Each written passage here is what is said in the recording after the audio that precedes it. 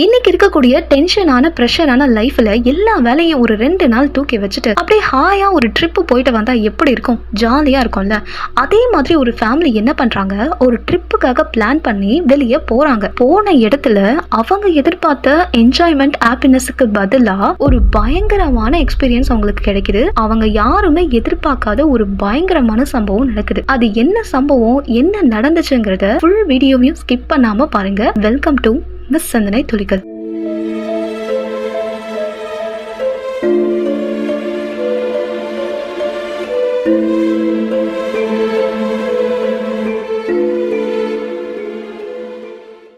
அவங்க ஒரு சின்ன குடும்பம் தான், ஆனா கொஞ்சம் ரிச்சான குடும்பம். ஹஸ்பண்ட் அண்ட் ஒய்ஃப் 2 பசங்கன்னு 4 பேர் அந்த ஃபேமிலியில இருக்காங்க. இந்த ஃபேமிலி மெம்பர்ஸ்க்கு ஒரு ஹேபிட் இருக்கு. என்னன்னா, மாசத்துக்கு ஒரு தடவை அப்படி இல்லைன்னா 2 மாசத்துக்கு ஒரு தடவைன்னு எங்கேயாச்சும் ஒரு சின்ன ட்ரிப்பாச்சும் போயிட்டு வந்துருவாங்க. அப்படி ட்ரிப் போறது அவங்களுக்கு ஒரு என்ஜாய்மெண்ட். அந்த மாதிரி அவங்க லைஃபை ரொம்ப சந்தோஷமா வாழ்ந்துட்டு இருக்காங்க. அதே மாதிரி அன்னைக்கு ஒரு நாள் ட்ரிப்புக்கு போலாம் அப்படின்னு சொல்லிட்டு பிளான் பண்றாங்க. ஒய்ஃப் ஹஸ்பண்ட் கிட்ட சொல்றாங்க, நம்ம எப்பவுமே ட்ரிப்புக்கு எப்படி போறோம், காலையில போறோம், சுத்தி பார்த்துட்டு வந்துடுறோம். அந்த ட்ரிப்ல ஒரு இடத்துல இருந்து இன்னொரு இடத்துக்கு நம்ம போறோங்கிறது சந்தோஷம் தான். ஆனா அந்த டிராவலிங் இருக்குல்ல, அது ஒரே போரா போகுது.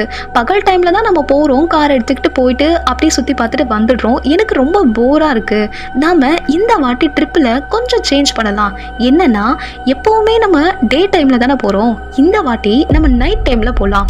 அது கொஞ்சம் த்ரில்லா இருக்கும்ல, கொஞ்சம் பயமாவும் இருக்கும், அதே சமயம் கொஞ்சம் என்ஜாய்மெண்டா இருக்கும். ஸோ த்ரில் கலந்த ஒரு என்ஜாய்மெண்டா இருக்கும் அப்படின்னு சொல்லிட்டு அந்த ஒய்ஃப் அவங்க ஹஸ்பண்ட் கிட்ட சொல்றாங்க. ஆனா அவங்க ஹஸ்பண்ட் பாத்தீங்கன்னா கொஞ்சம் இன்னசென்ட்டான ஆளு, அதாவது கொஞ்சம் பயந்த சுபாவம் இருக்கிற ஆளு. இந்த நைட் டைம் ஒரு லேட் நைட் இந்த 11க்கு மேல போனாலே அவருக்கு ஆட்டோமேட்டிக்கா அவருக்குள்ள ஒரு பயம் வர ஆரம்பிச்சிடும். அவரு அந்த மாதிரி கேட்டகரி. அதனால அவர் என்ன சொல்றாரு, இல்ல இந்த நைட் டைம்ல எல்லாம் வேணாம், எனக்கு ரொம்ப பயமா இருக்கு, நம்ம எப்பவும் போற மாதிரி நம்ம டே டைம்லயே போலாம், எனக்கு நைட்ல வரதுக்கு ரொம்ப பயமா இருக்கு அப்படின்னு சொல்லிட்டு அவங்க ஒய்ஃப் கிட்ட சொல்றாரு. ஆனா அவங்க ஒய்ஃப், எல்லாத்துக்கும் எதுக்கு பயப்படுறீங்க, அதான் நான் இருக்கேன்ல, வாங்க போலாம் அப்படின்னு சொல்லிட்டு அவங்க ஹஸ்பண்ட கொஞ்சம் தைரியப்படுத்தி கூட்டிட்டு போறாங்க. கடைசியா ஒரு வழியா அவங்க ஹஸ்பண்டும் நைட்ல போறதுக்கு சம்மதிக்கிறாங்க. இந்த பிளான் போடுறது பாத்தீங்கன்னா ஃப்ரைடே, மறுநாள் பாத்தீங்கன்னா சாட்டர்டே அவங்க கார் எடுத்துக்கிட்டு கிளம்புறதுக்கு ரெடி ஆயிட்டாங்க. அன்னைக்கு நைட்டு ஒரு 11:45 இருக்கும். இப்போ அவங்க ஜர்னி ஸ்டார்ட் ஆகுது. இப்போ அவங்க ஹஸ்பண்ட் என்ன பண்றாரு, மனசுக்குள்ள கடவுளை நல்லா வேண்டிக்கிட்டு காரை ஸ்டார்ட் பண்றாரு. இப்போ கார் கிளம்பி போயிட்டே இருக்கு. அது ஒரு மெயின் ரோடு,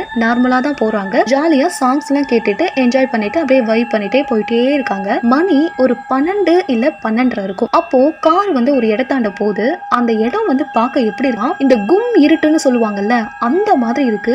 சுத்தமா அப்படி இருட்டா இருக்கு. இந்த காரோட வெளிச்சம் மட்டும் தான் தெரியுதே தவிர ஸ்ட்ரீட் லைட்டோ எதுவுமே இல்ல. பக்கத்துல எல்லாம் பாத்தீங்கன்னா காடு மாதிரி மரங்கள் இருக்கு. இப்போ அந்த இடத்துக்கிட்ட போயிட்டே இருக்க சொல்ல ஒரு 20 வயசு இருக்கக்கூடிய ஒரு பையன் லிஃப்ட் கேக்குறான். இத பார்த்த உடனே இந்த ஹஸ்பண்டுக்கு ரொம்ப பயம் அதிகமாகுது. ஏன்னா இவர் ஆல்ரெடி பயந்தாங்கொழி வேற. என்னடா இந்த இடத்துல ஆள் நடமாட்டமே இல்லாத இந்த இடத்துல இந்த பையனுக்கு இங்க என்ன வேலை, இவன் எதுக்கு லிஃப்ட் கேக்குறான் அப்படின்னு சொல்லிட்டு காரோட ஸ்பீட ரொம்ப அதிகமாக்குறாரு. இப்போ அவரை மீறியே அந்த பயத்துல காரோட ஸ்பீட அதிகமாக்கி ஓட்டிட்டு போயிட்டே இருக்காரு. இப்போ அவங்க ஒய்ஃப் சொல்றாங்க, எங்க அந்த பையனை பார்த்தா பாவமா இருக்கு, நம்ம லிஃப்ட் கொடுக்கலாம், ஏத்திக்கலாம் அப்படின்னு சொல்லிட்டு சொல்றாங்க. இல்ல இல்ல, எனக்கு அவனை பார்த்தா பயமா இருக்கு, நீ கம்மன் இரு, நம்ம போலாம் அப்படின்னு சொல்லிட்டு அவரு காரை ஃபாஸ்டா எடுத்துக்கிட்டு போயிட்டே இருக்காரு. ஆனா அவங்க ஒய்ஃப் ஒத்துக்கவே இல்ல. இல்ல முடியாது, நீங்க காரை நிறுத்துங்க அப்படின்னு சொல்லிட்டு சொல்றாங்க. சரின்னு சொல்லிட்டு இவர் என்ன பண்றாரு, வேகத்தை கம்மி பண்ணி அந்த காரை நிறுத்துறாரு. அந்த பையன் நின்னுட்டு இருந்த இடத்துல இருந்து ஒரு 100 மீட்டர் டிஸ்டன்ஸ்ல கார் தள்ளிக்குது. இப்ப காரை நிறுத்திட்டு அந்த பையன் எங்க அப்படின்னு சொல்லிட்டு பின்னாடி திரும்பி தேடுறாங்க. பார்த்தா அந்த இடத்துல யாருமே இல்ல, அந்த பையனும் இல்ல, யாருமே இல்ல. இவங்களுக்கு ஒண்ணுமே புரியல. என்னடா இது, இப்பதானே ஒரு பையன் லிஃப்ட் கேட்டான், அதுக்குள்ள இவன் எங்க போனா அப்படின்னு சொல்லிட்டு இவங்க பின்னாடி திரும்பி தேடிக்கிட்டே இருக்காங்க. தேடி முடிச்சுட்டு இப்படி அந்த ஹஸ்பண்ட் முகத்தை திருப்புறாரு. பார்த்தா அந்த காரோட சைடு மிரர் இருக்கும்ல, அதுல அதே பையன் முகெல்லாம் ரத்தம் ஒழுவிக்கிட்டு கையெல்லாம் ரத்தத்தோட அந்த கார் கண்ணாடிய வேகமா தட்டுறான். உடனே 2 பேரும் பதறி போய் என்ன பண்றதுன்னே தெரியாம கத்துறாங்க. அது மட்டும் இல்லாம வெளியே இருந்து ஒரு மாதிரி அலறல் சத்தமும் கேக்குது. உள்ள காருக்குள்ள இருக்கிற பசங்க எல்லாருமே பயங்கரமா பயந்து போய் கத்திட்டு இருக்காங்க. இவர் மறுபடியும் என்ன பண்றாரு அப்படின்னா, பயத்திலேயே காரை மெயின் ரோட்ல ஓட்டிட்டே வராரு. பக்கத்துல பாத்தீங்கன்னா லெஃப்ட் சைட்ல ஒரு ரோடு போகுது. உடனே அந்த ரோட்ல காரை திருப்புறாரு. அது என்ன ரோடு, எங்க போகுதுன்னே தெரியல. அந்த ரோடு பாத்தீங்கன்னா ரொம்ப கரடு முரடான ரோடா இருக்கு, அந்த லெஃப்ட் சைட்ல போற ரோடு. இப்ப பாத்தீங்கன்னா அவர் காரோட மேக்ஸிமம் ஸ்பீட்ல அவர் இப்ப போயிட்டு இருக்காரு. அந்த கரடு முரடான பாதையில எங்க போறது என்ன பண்றதுன்னு கூட தெரியாம பயத்துல அவர் பாட்டு ஓட்டிட்டே இருக்காரு. அந்த கார்ல இருக்கிறவங்க எல்லாம் அலறி அடிச்சு பயத்துல உறைஞ்சு போய் கத்திக்கிட்டு இருக்காங்க. இவரு காரை ஓட்டிக்கிட்டே போயிட்டு அங்க ஒரு பெரிய மரம் மாதிரி இருக்கு, அந்த மரத்துல ஃபாஸ்டா எடுத்து போய் இடிச்சிடுறாரு. இடிச்ச உடனே அந்த 4 பேருமே அன்கான்சியஸா ஆயிடுறாங்க. அப்படியே அந்த நைட்டு போது மறுநாள் காலையில விடியுது. விடிஞ்சு பார்த்தா இது என்னடா இந்த கார் ஆக்சிடென்ட் ஆயிருக்கேன்னு சொல்லிட்டு அந்த ஊர்ல இருக்கிற மக்கள் எல்லாருமே வந்து உள்ள காரை திறந்து செக் பண்றாங்க. செக் பண்ணி பார்த்தா அந்த 4 பேருமே இறந்து போயிட்டாங்க. ஒருத்தர் கூட உயிர் பழைக்கல. உடனே இந்த விஷயத்த அங்க இருக்கக்கூடிய போலீஸ் ஸ்டேஷனுக்கு இன்ஃபார்ம் பண்றாங்க. போலீஸ் வந்து இது எப்படி ஆச்சு, யாருன்னா பாத்தீங்களா அப்படின்னு சொல்லிட்டு கேக்குறாங்க. அப்போ இல்ல யாரும் நாங்க பாக்கல, காலையில விடிஞ்ச பிறகு வெளியே வந்து பார்த்தா இந்த மாதிரி இந்த கார் இருக்கிறத பார்த்தோம், அதனாலதான் உங்களுக்கு தகவல் கொடுத்தோம் அப்படின்னு சொல்லிட்டு சொல்றாங்க. அப்போ அந்த கூட்டத்துல இருக்கிற ஒருத்தர் மட்டும், ஒரு வயதான பெரியவர் வந்து அந்த போலீஸ் கிட்ட உங்ககிட்ட நான் தனியா பேசணும் அப்படின்னு சொல்லிட்டு சொல்றாரு. இப்போ அந்த பெரியவர் வந்து போலீஸ கொஞ்சம் தனியா கூட்டிட்டு போயிட்டு அவரு சொல்றாரு, அதாவது நான் இங்க இருக்கிற ஒரு பெரிய வீட்டுல வாட்ச்மேன் வேலை பாக்குறேன். ஒரு நாள் என் வேலை முடிஞ்சு நான் வரதுக்கு ரொம்ப லேட் நைட் ஆயிடுது. அப்ப நான் வந்துட்டே இருந்த சமயத்துல ஒரு 20 வயசு பையன் ஆக்சிடென்ட் ஆகி இறந்து கிடந்தான். அவன் ரொம்ப கொடூரமான முறையில இறந்து கிடந்தான். இந்த சம்பவம் நடந்து ஒரு 4 வருஷம் இருக்கும். அது ஏப்ரல் மாசம் சனிக்கிழமை. இந்த 4 வருஷமும் நான் பார்த்த வரைக்கும் சொல்றேன், அதே மாசத்துல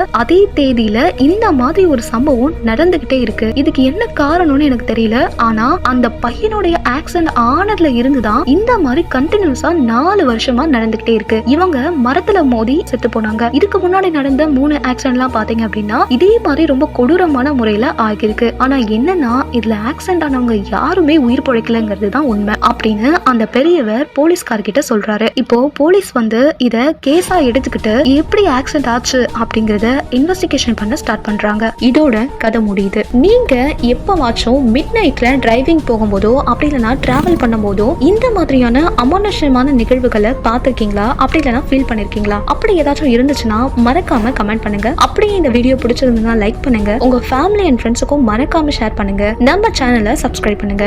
நன்றி.